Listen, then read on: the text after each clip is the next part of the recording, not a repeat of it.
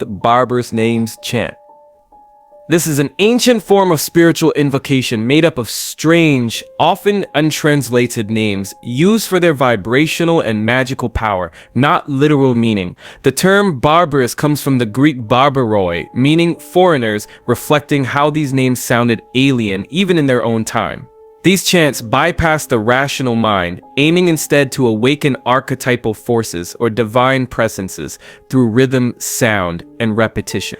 One of the most iconic uses appears in the Bornless ritual or Liber Simek, made famous by Aleister Crowley. In this ritual, the magician calls upon higher powers with names like Rubrel, Balbe, Eo, Sabaut, and Abrexas. Another well-known example is the chant Zazas, Zazas, Nasatanada, Zazas, inasmuch as that sounds completely meaningless. It actually is used in left-hand path magic, especially in the Typhonian tradition, where it's believed to open gateways to otherworldly realms. Many of these chants originate from the Greek magical papyri, featuring names like Abonathanalba, Adonai, and Eloi.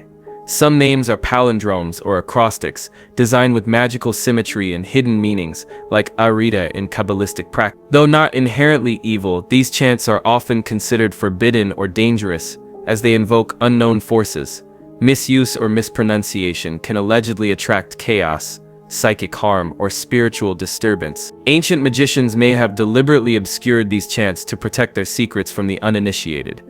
The Nine Demonic Invocations. These chants are within the context of the Ars Goetia, the first book of the Lemegeton Clavicula Salomonis, the lesser key of Solomon. These powerful ritual chants are directed toward 9 of the most fearsome spirits: Baal, Paimon, Asmodeus, Bor, Astaroth, Belial, Balaam, Ammon, and Vine, each associated with specific powers like influence, wealth, destruction, or forbidden knowledge. In performing the invocations, the magician assumes the role of King Solomon, the ancient ruler said to have mastered and bound these entities. With ritual authority, the practitioner steps into the circle as commander and sovereign, calling spirits with phrases like, "I conjure thee," and "come forth," spoken in Latin, magical tongues, or corrupted angelic language. The chants are accompanied by sigils, incense, protective symbols, and the names of God to bind what is unholy, using the holy. The number 9 mirrors the 9 angelic choirs, forming a darkened version of heavenly order. These invocations form a ladder of ascent through infernal realms, offering power, insight, or transformation, but not without danger. Those who speak them without proper preparation risk spiritual corruption, madness, or ruin. Once uttered in full ritual, the words take on a life of their own and cannot be taken back. The Cry of the 49 Gates, found within the mysterious Book of Soyga, is considered one of the most obscure and forbidden ritual invocations in Renaissance esotericism. It is believed to be a spiritual chant that seeks entry into 49 metaphysical thresholds, gateways between human perception and divine pre-angelic knowledge. Each gate represents a cosmic barrier guarded by unknown powers tied to Enochian angels, numerical codes, and divine alphabets. This cry is imagined as a sequence of sacred names and symbols, uttered with deep intensity, akin to the Barbarous Names Chant, but far more dangerous. To invoke it is to challenge the silence of the heavens and risk disturbing the celestial order itself. The Book of Soyga, once owned by Dr. John D., astrologer to Queen Elizabeth, vanished after his death and reappeared centuries later. Dee believed that only the angel Uriel could unlock its true meanings, especially the 49 gates, which he thought concealed knowledge from before the fall of man. This invocation is not a casual prayer. It is a spiritual test. To cry through all 49 gates is to seek divine truth at great cost, risking madness, spiritual collapse, or worse if one is unworthy. The Red Dragon Invocation. This is a mysterious and forbidden ritual drawn from one of the most infamous grimoires in occult history, Le Dragon Rouge, or the Red Dragon, believed to have originated in 16th or 17th century France. The book is often attributed to a supposed Alabek the Egyptian and falsely claims ties to Solomon's magical traditions. In truth, it's part of the European black magic tradition, deeply intertwined with demonology and the summoning of infernal forces. The invocation itself is a dark ritual intended to summon Lucifer or other demonic princes of hell to make a pact, typically for wealth, power, or knowledge. The practitioner is guided through constructing a ritual circle, preparing talismans, and offering sacrifices or invocations written in corrupted Latin or ancient tongue. One of its most distinctive features is the explicit call for the magician to renounce God and the saints, which marks it as not just heretical but blasphemous by Christian standards.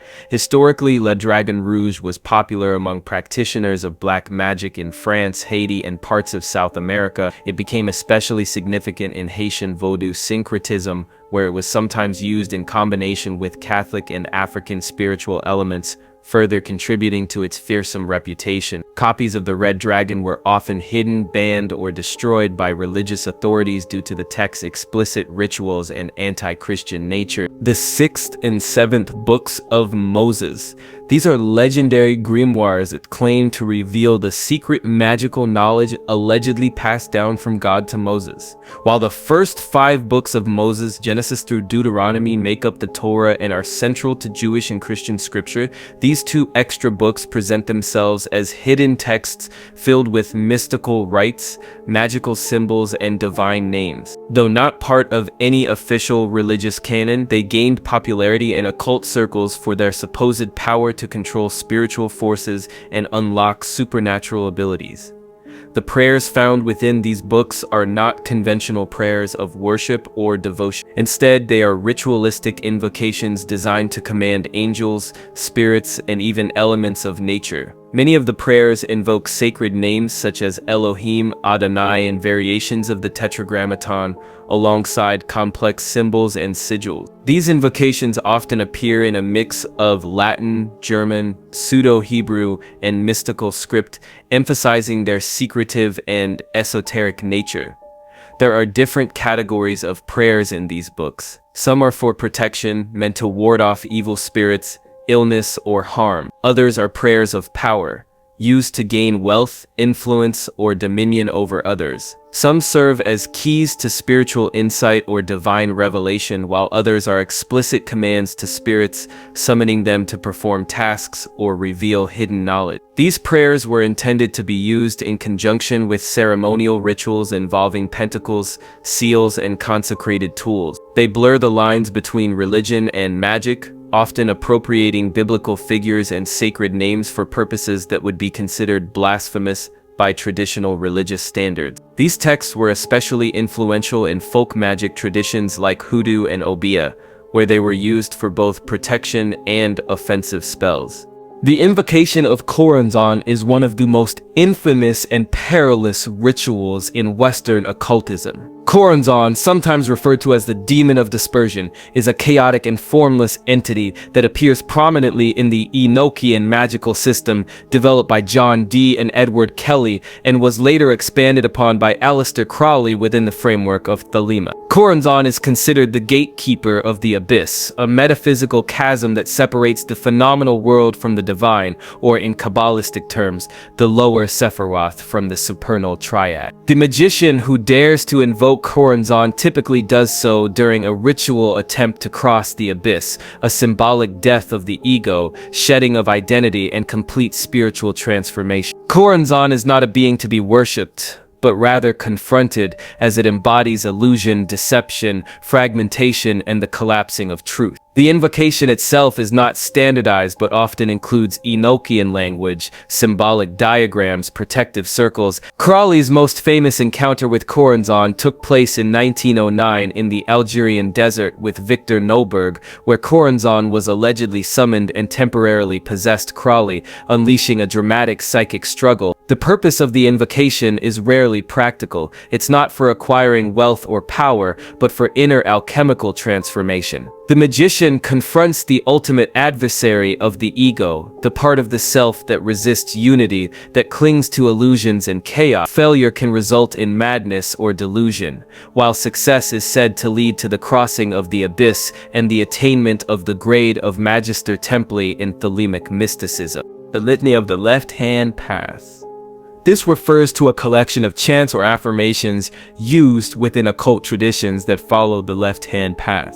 The term litany traditionally denotes a form of prayer, but in this context it emphasizes self-empowerment rather than worship. Its primary purpose is to affirm the practitioner's independence, reject external authority, and embrace personal divinity. These litanies are often recited during rituals or moments of meditation to reinforce one's will, identity, and inner strength. Historically, such litanies draw from esoteric and antinomian traditions like Satanism, Luciferianism, and certain forms of ceremonial magic. While no single origin point exists, the concept became more structured in the 20th century through groups like the Temple of Set and the Church of Satan. These chants are usually performed in private ritual spaces, sometimes involving candles, sigils, or mirrors as symbolic tools of transformation and introspection. They are considered forbidden because they reject mainstream religious norms, challenge moral authority, and often use provocative language that embraces darkness, rebellion, and taboo imagery. The Prayer of Manasseh is a short, powerful text attributed to King Manasseh of Judah, one of the most evil rulers mentioned in the Bible. According to 2 Kings and 2 Chronicles, Manasseh reigned for 55 years and was notorious for his extreme wickedness. He built altars to pagan gods, practiced witchcraft and divination, consulted spirits, desecrated the temple of Yahweh, and even sacrificed his own children in fire. His reign was marked by bloodshed, idolatry, and the spiritual corruption of an entire nation. The prayer is said to have been written during his captivity in Babylon, where, according to scripture, he repented and turned back to God. It expresses deep sorrow, humility, and a plea for divine mercy, highlighting God's compassion and willingness to forgive even the worst sinners. Despite its heartfelt message, the prayer is considered forbidden or apocryphal in many religious traditions. It is not found in the Hebrew Bible, and its exclusion from many canons since it portrays a radical, almost scandalous level of divine mercy. The idea that even a king who filled Jerusalem with idols and led people astray could still be forgiven.